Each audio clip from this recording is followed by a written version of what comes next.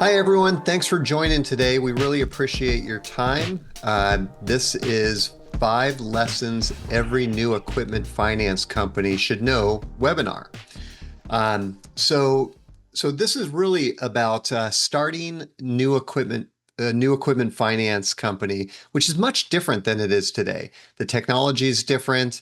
The equipment finance industry has evolved, and we're going to be talking about a lot of those nuances in the next 60 minutes.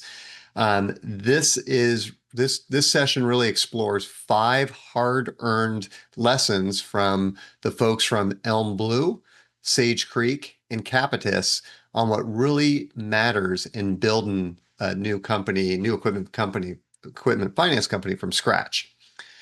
So, what we're going to be covering is starting a new equipment finance company. What's important? Designing technology architectures correctly from day one, avoiding common early stage mistakes, uh, building for speed and automation, and how can you set up your organization, your front end as a strategic advantage right from the get-go?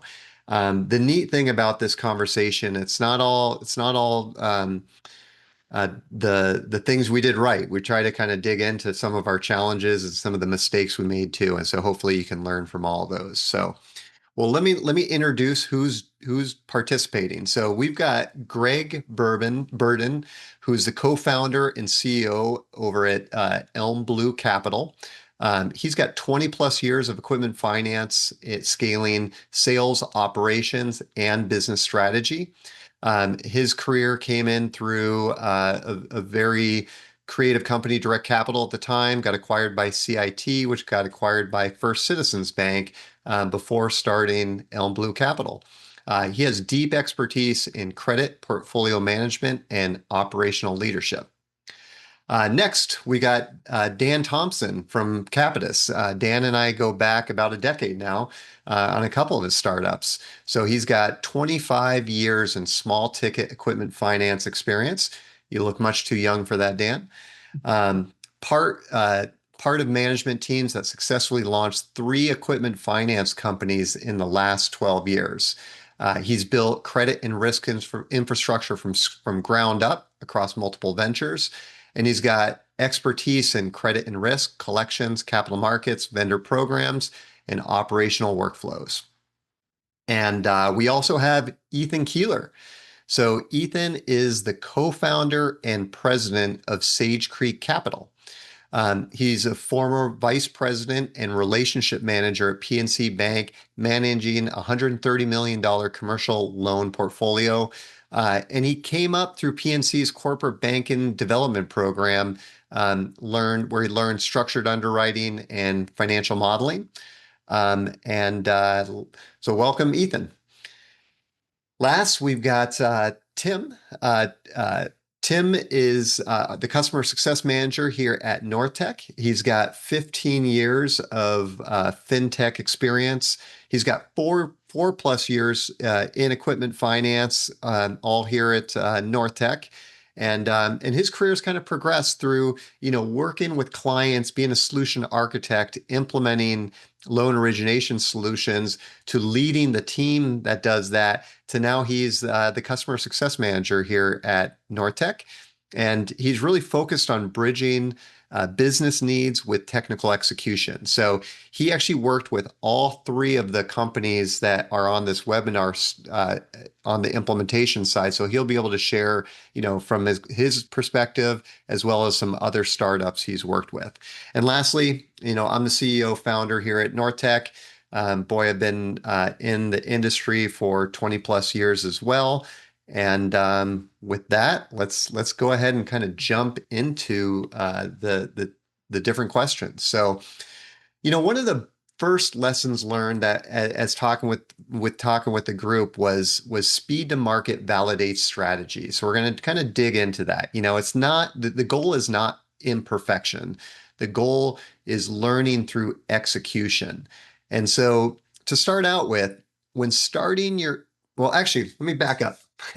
I want people to know a little bit more about your company, why you started, and what makes you unique? I think that's going to be important context before I jump in. So sorry about that. So Greg, why don't you start, tell us quickly about Elm Blue, what makes you unique and kind of where you're at with your journey. Yeah, sure. Thanks, Christian. And as you mentioned, Lineage started back in for me 2005 at Direct Capital, and never expected to be in the equipment finance industry, but there I was. And now I look back 20 years, and it happened really quickly. Fully enjoyed my time at Direct Capital, CIT, First Citizens Bank, and I think I reached a point in my time there that I wanted to, I don't know whether it was a wise choice or a crazy choice to see if we could build something better and different. And better maybe is better for my personal values or what we wanted to bring to the table and how we wanted to support small and medium-sized businesses. So that's what we set out to do here. Small company. We're in New Hampshire. There's a lot of other equipment finance shops in this area, and our goal is really to have a fresh start, fresh look at what is possible in the world of equipment finance today.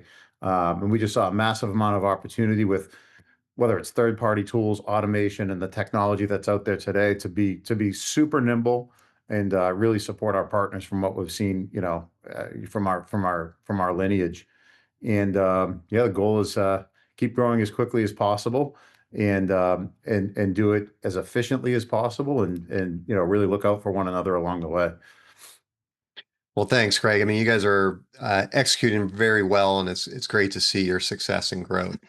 Um, so next, Ethan, can you tell us a little bit more about Sage Creek? You know, why you came to be and what makes you unique and kind of where you're at with your journey? Yeah, absolutely. So Sage Creek was established, as a lot of businesses are, from a pain point. It started actually from the manufacturer's level, and I'd been having conversations with a direct manufacturer for a number of years on the challenges that they had trying to win them over from a banking perspective, which is where I spent the better part of my career. So continued to hear the repetitive nature of banks are difficult to work with, the time to get a deal done with a bank and how they treat transaction, whether it be a small transaction or a large transaction. From the manufacturer's perspective, all it was doing was costing them sales, especially in the environment they're in. They need to get a deal off the street rather quickly. So after a number of years talking to them, kind of realized that there's an opportunity for us to get into an industry. And what we focus on at Sage is making ourselves a little bit unique. We become more of an expert in the industry that we're in. So our focus is more strategic on specific industries rather than just focusing large scale on lending. And we focus more on risk mitigant factors than we do on pricing. So some of our modeling that we've done is having the ability to pull some soft costs into loans that actually mitigates the loan risk overall, helps customers that may be in a startup phase mitigate that to be able to grow and scale the business. And what we've been seeing is a lot of repeat customers. And so our focus, like I said, it's on the industry and driving the industry. And Greg made a comment. He doesn't know if it was wise or crazy. I don't know. Maybe that's the overwhelming feeling you get when you're a co-founder in an equipment finance company. Most co-founders that I know have come from a really nice corporate job at a bank, and there's always a "why do you do it" scenario. And after you get into it and launch everything, it really is a lot of fun. It's really obvious why you did it, but the initial couple months or years is this the right thing? Why would I do this? But it's been a great journey so far, and where we're headed now is we've built the ship, we've built the foundation, and continuing to grow in strategic industries and growing without scaling the internal the internal infrastructure with headcount and using technology and automating the process. Yeah. I think that's really cool. I mean, a couple things that you said there, like one, starting with a business problem, you know, and then building a company around there. That seems like a recipe for success there. And especially as a captive, you know, you got to sell equipment. I really like what you kind of ended there with, though, like you know, things are different now, right? Like to put out the infrastructure that you have now 10 years ago might not have been doable for a small captive equipment finance company, but now you're able to, and now you're able to scale without people, which is neat. Um, okay, last but not least, Dan, I mean, we all know Capitus, right? You know, they've been in the industry for a while, very strong reputation in the working capital space. Can you tell us about like what your role is and what you guys Sure. started over there?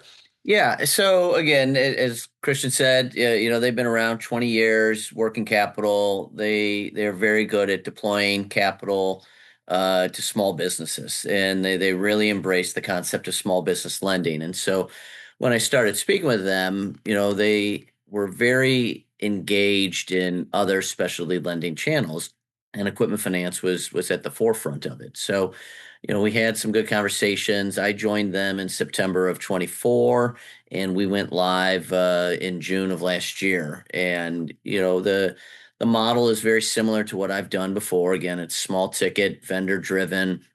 They made an acquisition of a broker team that was very well tenured at a well-known equipment finance company. They had Mhm. stepped out on their own, and so it was just a really good fit. And for me, I was really interested. So having worked with several people, previously, one at Scottrade and then at Midland, that build process, as Ethan said, you can get into it and you can shake your head a lot in those first couple of months, or like you said, even a couple of years. But when I look back on it, I really do enjoy the build part of it. I love working with people who are all trying to get something accomplished, and knowing that they had this infrastructure on working capital and what they built there. I was like, these guys are probably really committed to this. And then the Mhm. sales team brought a new component to it. And then really for me, stepping out of the comfort zone of being at a bank and working with an independent and seeing what that's like and learning a lot about that has been a big part of it for me. But overall, our goal is just to, not even necessarily eventually to capitalize on what that working capital business is, and see what kind of synergies can be built. But right now we're very focused on that vendor model. Yeah. Yep. Well, fantastic. I totally agree with you as far as like the fun and like mapping out processes and starting to build out and seeing it actually come into fruition. Dan, we've done that a couple times together, and I've Right. always enjoyed that. So, well, cool. Like, okay, so now back to like my original where I was going before the intros was, lesson one, speed to market validates strategy. So going to jump right to the question. So, and I'll kind of open this up to the group, but like when starting your company, how did you decide what had to be live on day one? And what I mean by live is like, you're going to turn systems on, you're going to start originating. Of course, you want everything, but what was the essentials that had to be there on day one?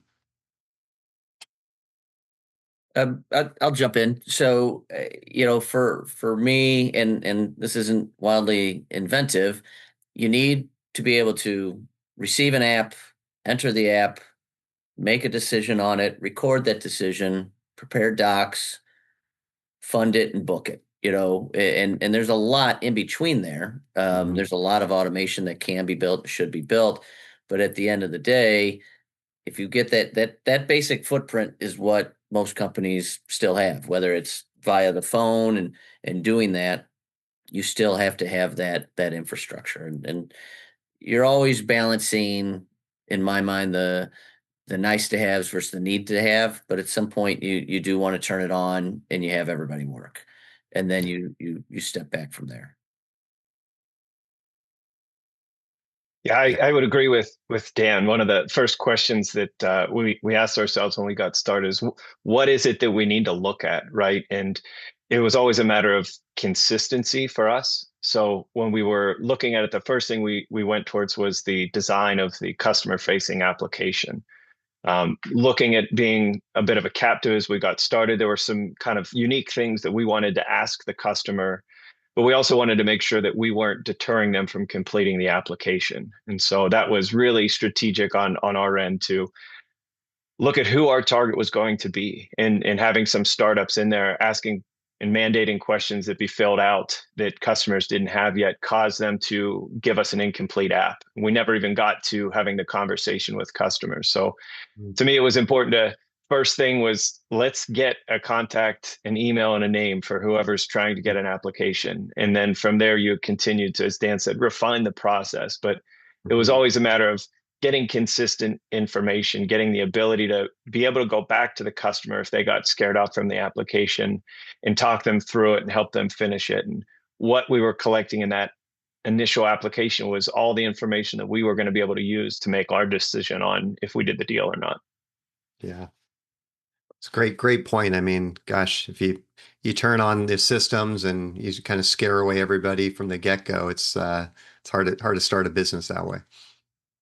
Yeah, those are really good points, right? I mean, we all got to start with everything. It seems like everything has to start with some sort of credit app. I don't care if you're going to look at a new space to rent or lease or whatever it is, right? You're going to need that credit app. It seems like it's the first thing that comes at you. You're going to buy a car, fill out this credit app. Those are really good points you guys made.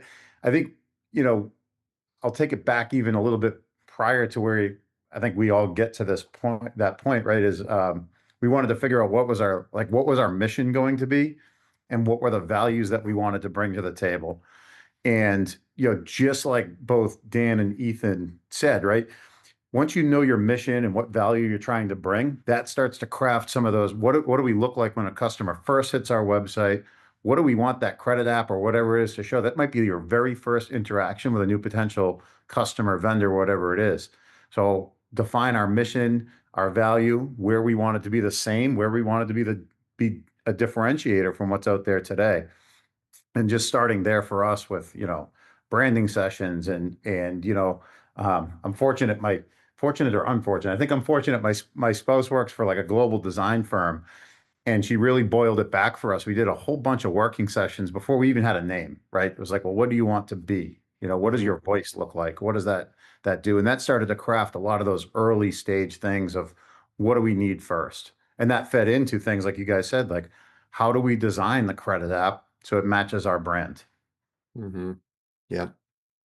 Well, that's great. It's great to hear that, like, kind of set some of those key tenets that your wife was able to help you out with to kind of help guide some of those bigger decisions. So Tim, you've worked with all these clients on the webinar. You've taken a number of clients live.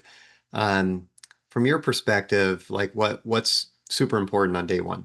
Yeah, I've had the privilege of working with these clients and other clients, and I think where I see teams getting stuck is trying to design the perfect system for every possible scenario before they even get live.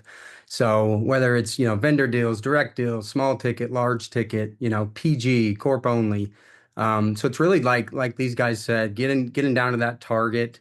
And then what deals are we actually going to do, right away, first 90 days.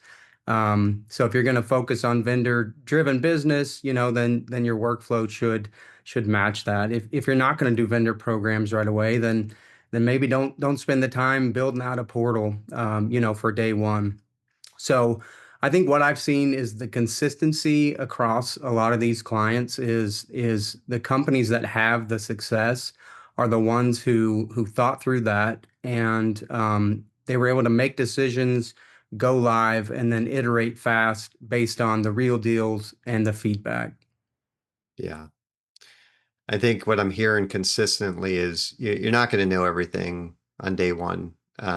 Especially like Ethan, like in your situation where you talked about coming from like a larger bank to a captive quasi-independent, right? It's hard to make, the problems are going to be different between the organizations. So I'm curious, like what assumptions about your workflow turned out to be wrong once you started funding deals? What did you assume going in that ended up not necessarily coming to fruition?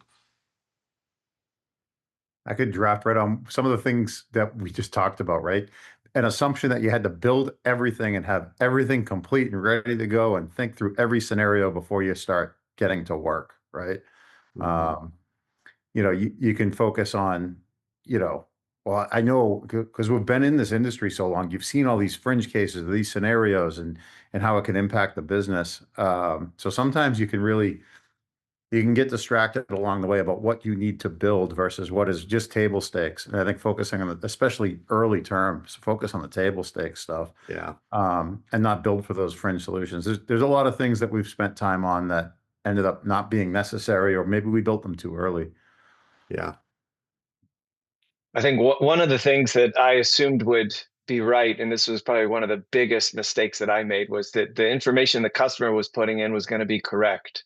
And I could not have been more far off on that. So, but that was, I mean, if I look back to the first deal that we did, in the time that we actually sold that deal 18 months later, I'm not making this up. There was a comma missing between the company name and the LLC. And that came home to roost and caused us to have issues when selling that deal. So Uh, little things like that, that it seems like it's going well. You looked at the Secretary of State website and your eyes played a trick on you that there was a comma and there wasn't. And so to me, it's validate the customer information, name, full name, social security number, all of that. But that's where the beauty, for me, is in the capabilities. And I know initially we were in the startup phase trying to protect costs and didn't want to pay for the automation for everything. And now I look at the value on, what I would be getting out of some of that automation versus the time spent trying to fix and correct things. And it's a no-brainer now. If I could go back and tell myself that originally, I certainly would. But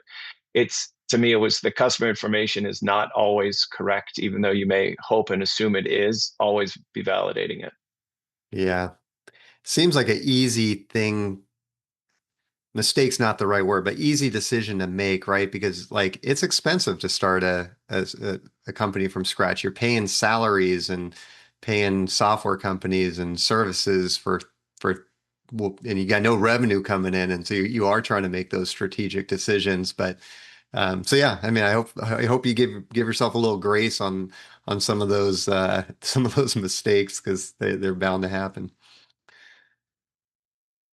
Yeah, I'll chime in here. So I think some of the things I've seen as far as, workflow assumptions that turned out maybe not to be accurate, is where in the process to capture the data. So we have a concept of checklist, right? So your different workflow groups capturing data at the right time. So I've seen when projects are being planned, trying to line out all of those checklist items.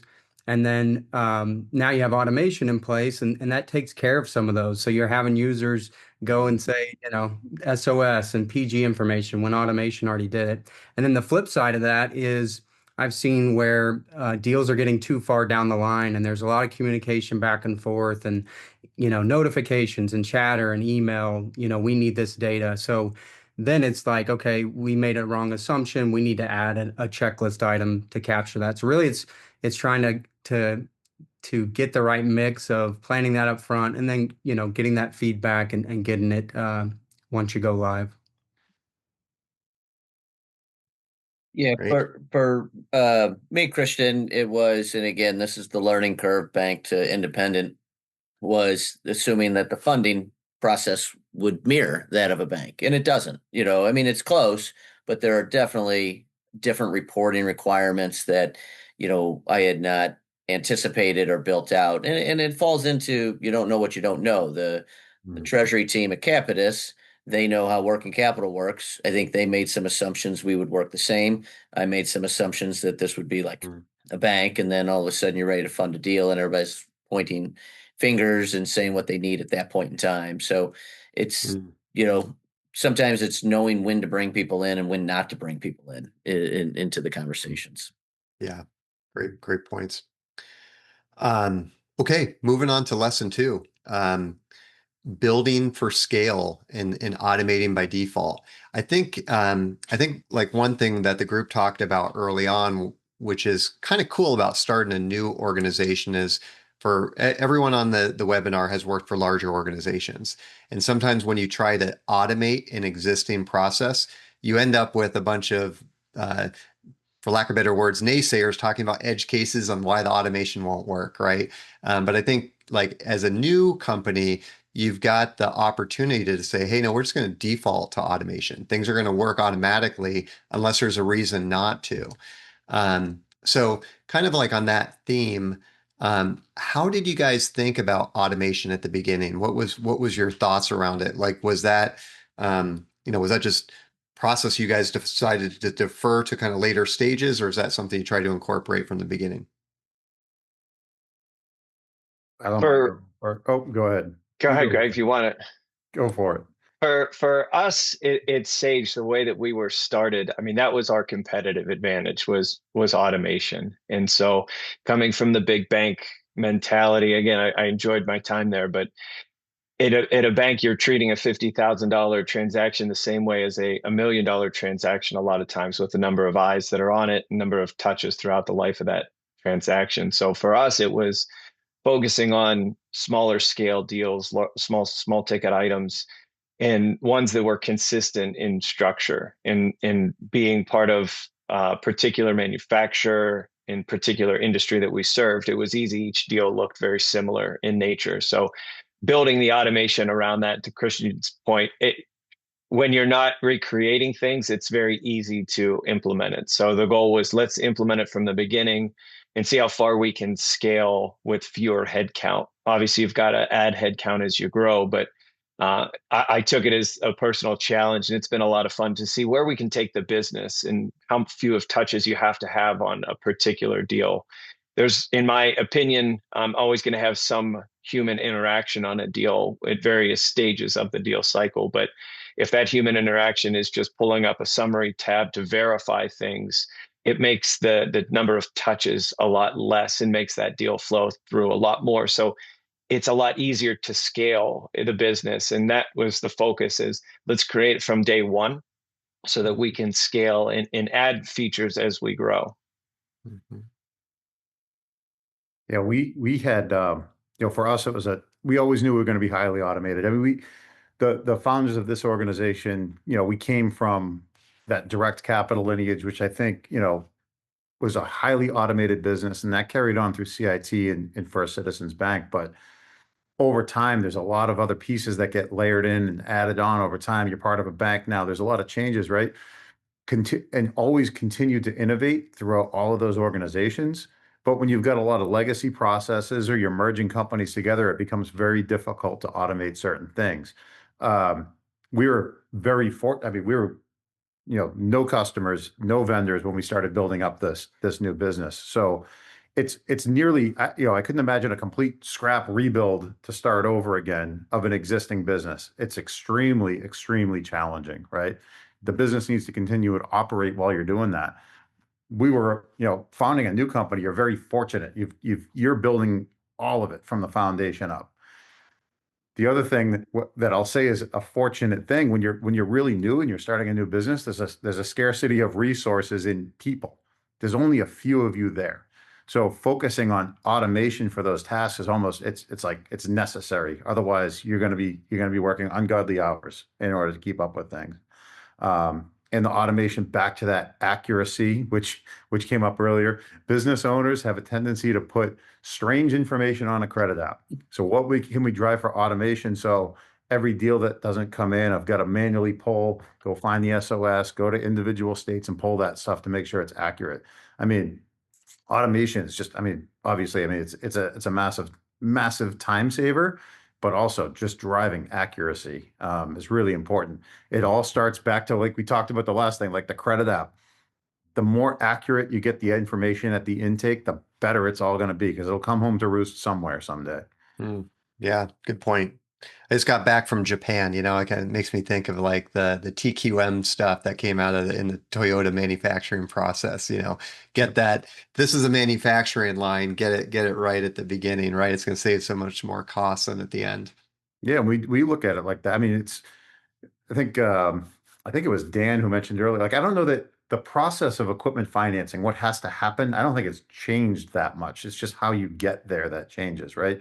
It's still an equipment finance transaction, but what does it look like? How do you assemble your components as you go through that assembly line, and make sure that you didn't paint the car purple when it was supposed to be blue at the end of the day? Mhm. Yeah, I liked what Greg had mentioned about, you've got a small staff, so you can't just do it all manual.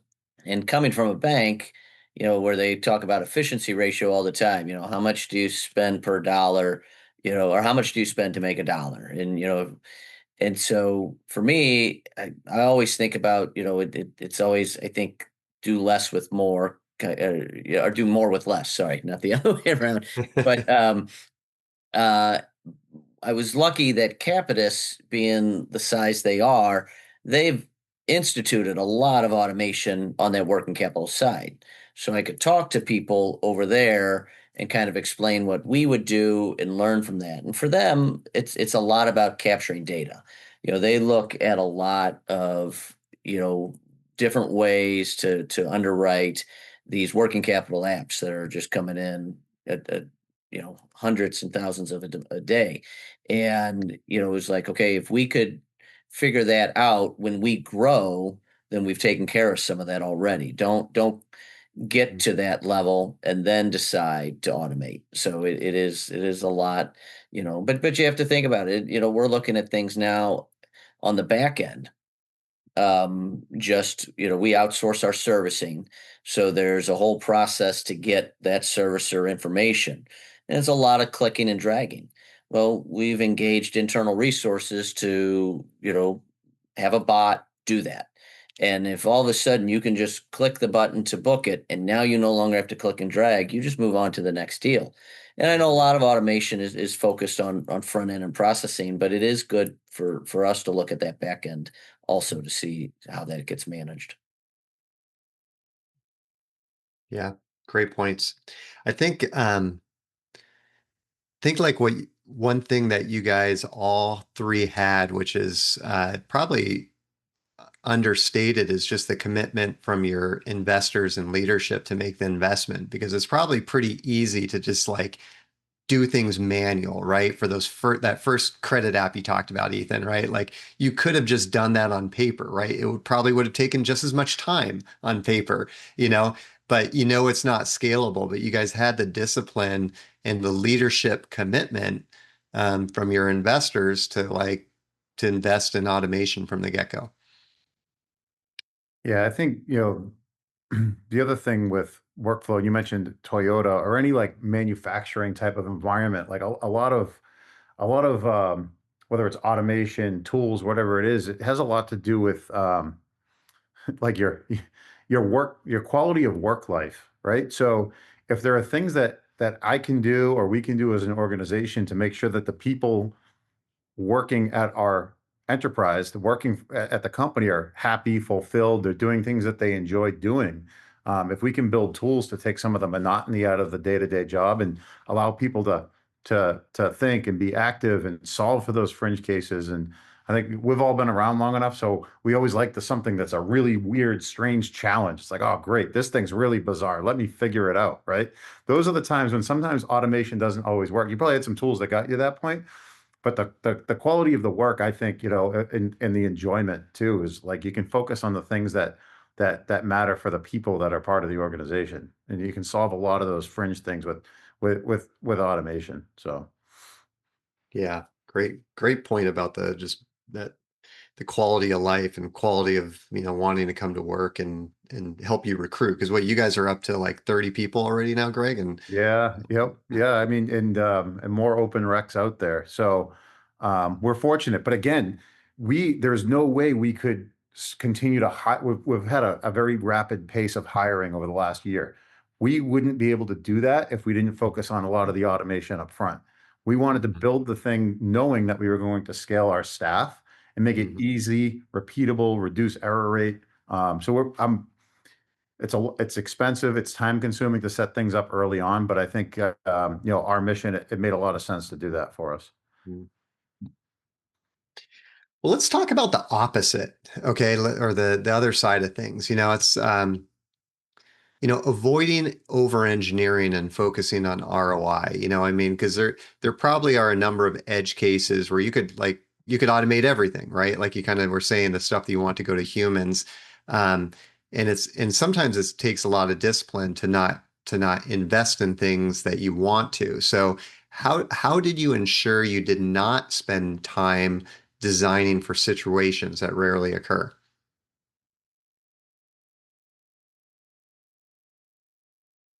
We you know make a couple of mistakes, realize you spend some money somewhere you maybe didn't have to is the first way we kind of learn to not over engineer. One of the things that we thought we had, whether it's even a process or just how you go to market, we were so focused on, okay, what happens now that if we broker or syndicate a deal, what does that look like for the customer? How far do we have to go in that path? What does it need to be? What do we need to protect? What do we need to keep opaque to the customer? Ultimately, one of our mission statements or values is trust and transparency. We started down a path of really overcomplicating what that had to look like if a customer went out to a syndication partner rather than us holding it on balance sheet. Turns out, if we just are open, honest, transparent about what's happening, who's going to service the transaction, it made it so much easier. Now we've automated a lot of what that communication looks like, right? But just, I think we overthought that a lot in the early days of what does that look like? Oh, what does it mean if we didn't buy this deal and hold it in the house? Like, oh no. And we got wrapped around the axle a bit on that early days. And we just went with the open, honest, transparent approach and communicate well.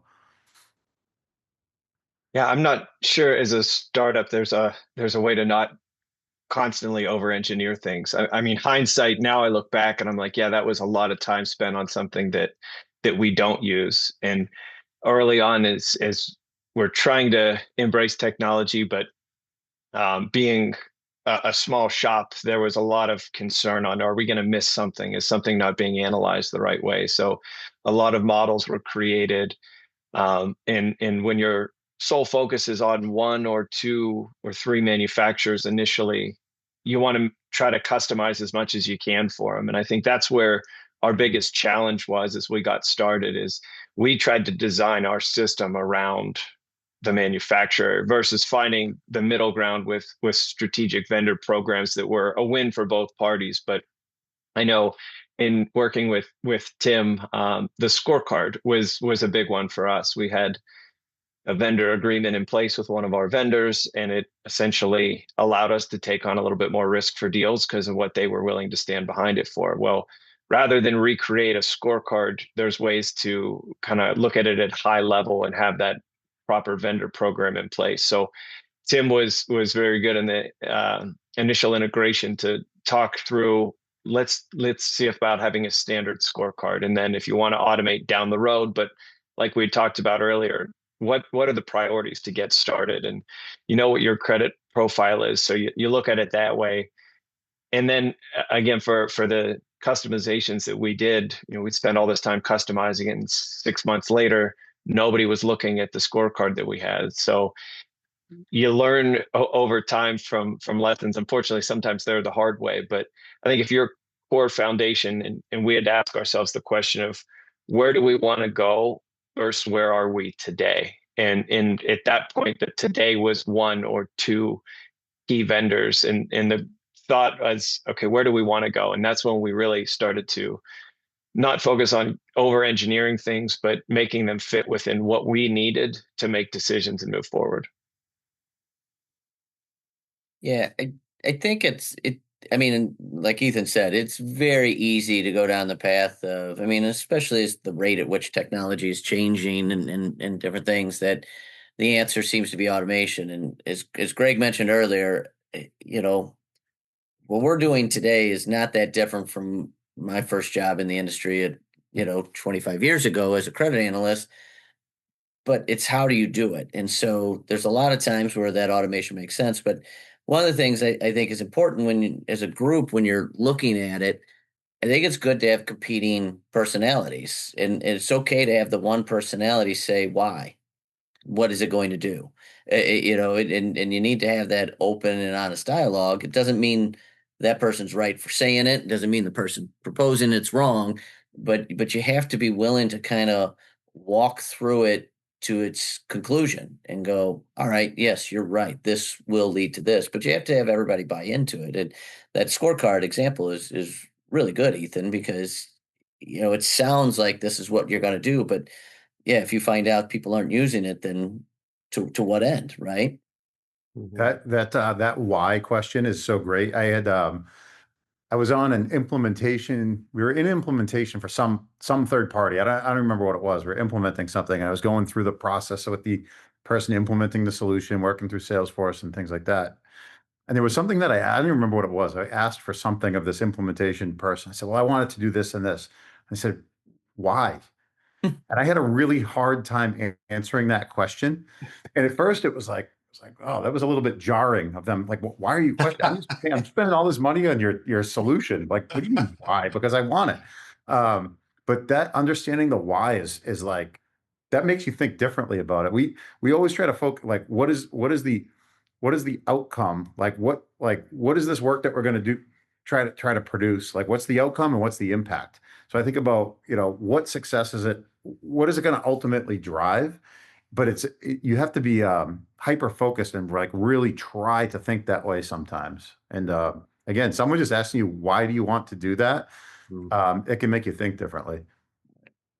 Yeah, I think from a software vendor perspective, like being able to have that partnership and that relationship with customers where you can ask why and you can challenge what's being asked based on experience, right? Like I've done this over and over and over, and so I may have a different perspective. And so I think being able to partner and have that dialogue is huge. It's exactly why I pushed Ethan, to simplify that scorecard. And I think we ended up we got the same, outcome with a cleaner model. So having that open dialogue is very, very important. Yeah. Tim, you were absolutely my why when we were implementing this, so I appreciate it. Were you caught off guard at first, like Greg was? I was a little bit. Then we talked through it. I'm like, it's not as simple as me, the non-tech savvy guy, assumed it would be. So Yeah, that's great. Now onto like the revenue side, like how did you guys prioritize what's going to be revenue, what's going to drive revenue as you started from the get-go? Basically, it's the volume coming in from sales. You got to convert the apps. You have to, leaving the systems for a while, you have to set the risk tolerance and the appetite, and you give them the rules of engagement, and you ask them to bring in those deals, and then you have to do your part. But we all make money because we book transactions. So Yeah. I think it's always going to, there's nuances to it. There's doc fees and interim rent and different things that can increase it. But without that deal on the books, there is no revenue. Right. Making sure the sales team have what they need to get Right. get those deals in the door. Yeah. Good One of advice. my partners here, co-founders, he always says that I want to build technology that supports people. And we came from an environment where sometimes it felt like the people supported the technology. So always Mhm. thinking about what are we doing to get people back on the phone to continue that human interaction. Like everybody's talking about AI and all the tools that are out there. We're not trying to remove the human component of doing business. Like the goal is to bring the human component back to doing business by using automation and the tools that are out there. So true. We being on Salesforce hear that all the time with CRMs, right? Like people have become beholden to their CRM and, have to, keep status updates and things like that. And it's always like, it's so much of an implementation thing, right? Like if your CRM becomes a burden versus actually a tool that's helping enabling sales, um, it's a problem, right? Like I can't imagine doing my job today without a CRM in place that's helping me enable sales. And my guess is, if you don't have that, it's doing the opposite. It can be detrimental. Well, great. Well, let's move on to the next lesson. The next lesson 4 is very similar, and that is using industry best practices. Don't reinvent the wheel. So, like one of the things that we've put together at Nortech is our best practices workflow, and it's not meant for everybody. It's just kind of an accumulation of a bunch of clients we've worked with, and what is the best practices? What are those knockout rules for credit waterfalls and things like that that should be in place? Um, so And the idea there is, not reinventing the wheel. So, like from your guys' perspectives, what are some of the things that you should customize from the get-go versus what are some of the things you can just go with industry best practices?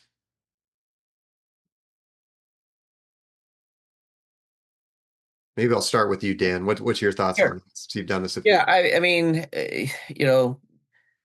best practices are, good customer service, speed to market, different things like that. But again, your customization is going to be on your scorecard.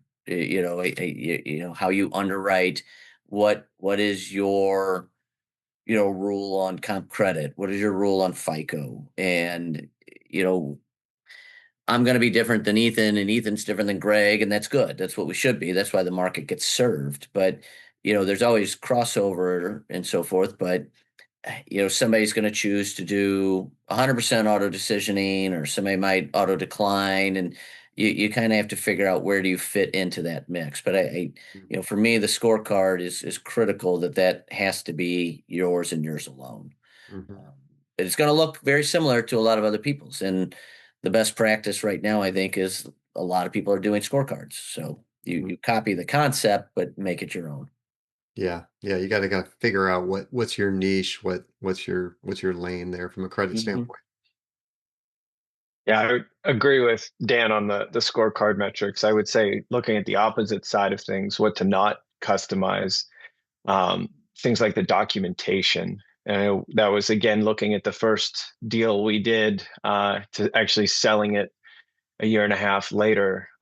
You're committed to it, right? So to me, what we've learned over the course of several different portfolio sales is each different lending source that you're funding with is going to have different criteria. But if you stick to a pretty standard product set, whether it be a traditional EFA, traditional prepayment language in there, you're going to position yourself for a lot more down the road. And one of the things to kind of keep track of is, right, as you sell deals, there will be enhancements to things. So keeping track of the different enhancements, but always making sure you've got a standardized product set in the form of documentation that allows you to be versatile down the road versus building a portfolio out and realizing you had something so customized that nobody wants to buy it. And then you're in a very difficult decision on holding that portfolio to maturity. Yeah. Gosh, that's a great point. I mean, you're so focused on getting the deal approved off the street, docked and funded. You don't think about kind of the secondary market that's critical for especially independents and captives. Yeah, and that's what like documentation and like version control. Make sure when did we change that? What date was it? What date was this document changed? Like, because they'll change over time. You have a new partner, someone else, maybe they bring up something that was potentially a deficiency in your contract or language that's no longer used in the industry or it's not accepted any longer. Like making sure that you stay, I mean, it's always going to be an ongoing process because the nature of business changes, law changes, right? So being able to, that's something that you can't really, you can have it look differently. Like you can have your docs might look a certain way, or maybe they match your brand and you're going to customize that, but the language in there, there's some generally accepted language in there. You're not going to go and come up with your own accounting practices, right? We need to use GAAP accounting, right? You can't just get creative on everything out there. There are certain things that just they are going to be the way they are. And recognizing that and being able to put your own brand, your own feel, your own touch on that, like Ethan, like how are you going to partner with certain vendors, right? They have a different way of doing business. Each vendor, supplier, seller, they have a different way of doing business. And each salesperson at that vendor probably has a different way that they conduct their business. So I don't know if it's the willingness to change sometimes your processes, but still stay within the lines that is so important.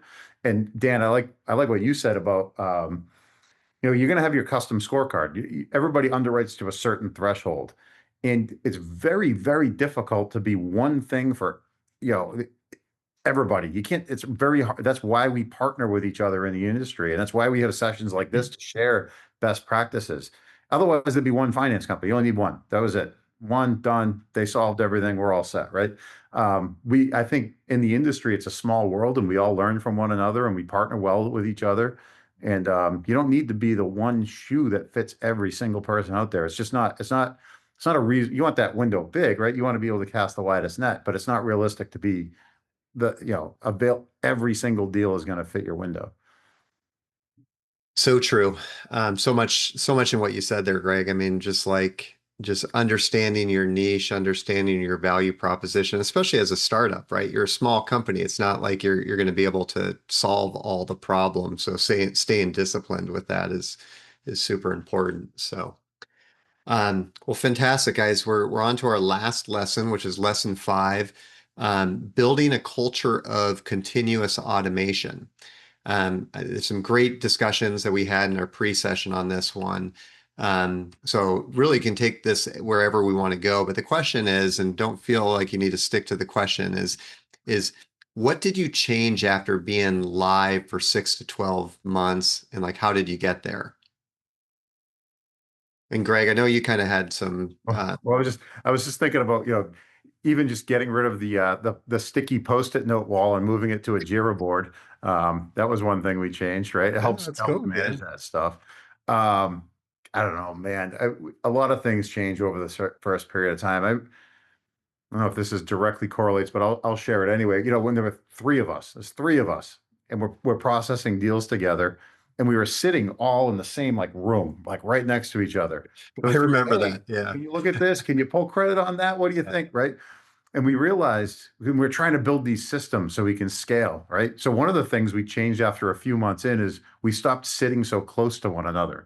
Because if we want to test this system and see how it works, let's pretend we're not all within earshot of one another. I mean, it might sound silly, but like physical location within the office at that point in time mattered. We had tons of space in there. There's 3 of us. We just sat further apart. Let's try this.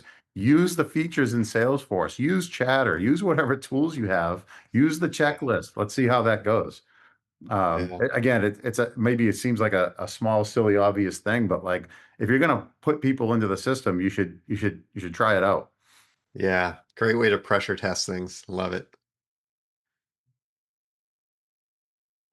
Yeah, I mean, Christian, I think for me, it goes back to when you're doing your requirements, and the very first question: what do you need to go live?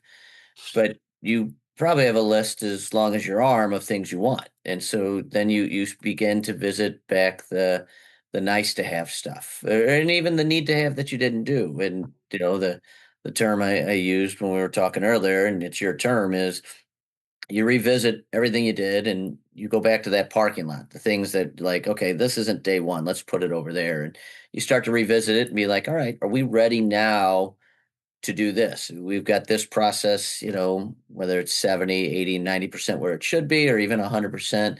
So let's disrupt it. Let's do something different, but still move forward with it. I think that you're just always looking is the goal.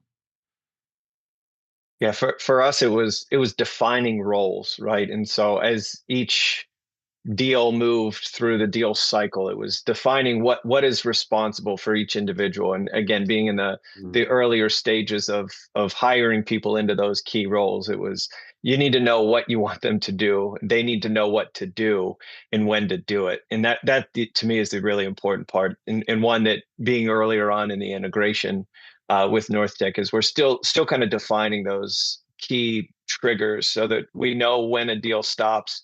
Anybody can step in and look at it and say, here's where it is, here's what needs to happen. And I think Greg had talked about this earlier, but communication is just critical to us and to customers. So how you talk to internal partners and how you keep the customer informed of where the deal is to keep their mind at ease. Because if they don't hear from you, they make assumptions, and the assumptions usually aren't the best, most warm and fuzzy ones. So it's, for us right now, it's still continuing to, at each step of that deal, who's responsible for what and what checklist items should be triggered and when, and continuing to refine that, like Dan said. That then you bring in the things that were in the parking lot and implement those once you get those roles defined.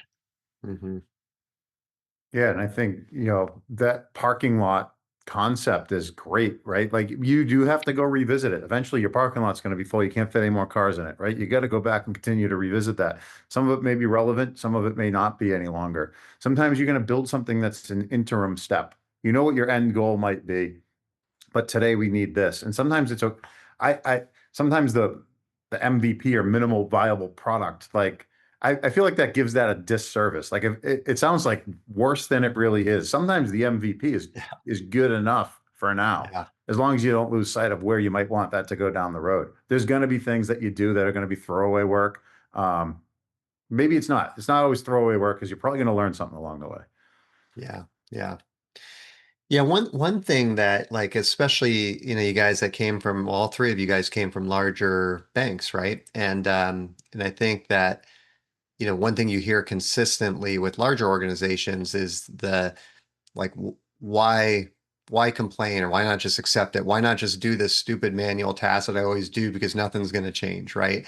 And I think like one thing that all three of your organizations are doing is like as you're growing, as you're scaling, as you have all these people, you're creating a culture where you can change things and people know their voices are heard. And I think that helps build that culture of like back to the TQM thing, right? Like you can one of the tenets there, if I remember back to college days, was anyone on the manufacturing line could stop the manufacturing line, raise their hand, and say, "This widget is coming out wrong. Stop, fix it." And just having a culture where people feel comfortable doing that. We also include, so when we have things that we want to change, we have a process that gets them into a Jira board, gets them prioritized, figures out what department it's going to impact, et cetera.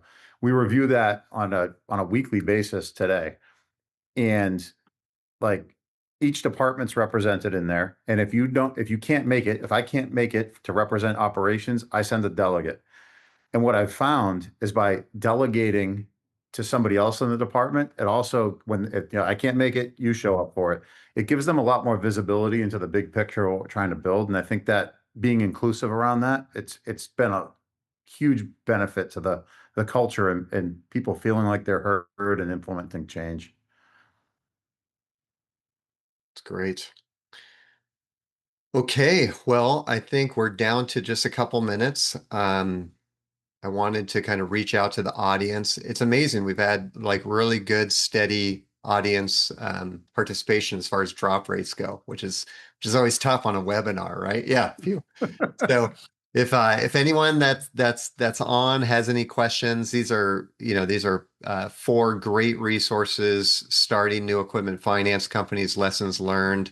Feel free to ask in the chat. So I guess see if there's any more. No, nobody has anything. So, well, guys, I don't think anyone's going to complain to get 3 minutes back in their day. Really appreciate the time from you guys. Thank you so much for sharing. Thank you for being so honest. I mean, it's not all like it wasn't all you guys didn't do everything perfect, and you're willing to share that, and that's great to hear. And so really appreciate your time. Thank you for all the attendees. We really appreciate your time as well, hearing us out. And everybody have a great day.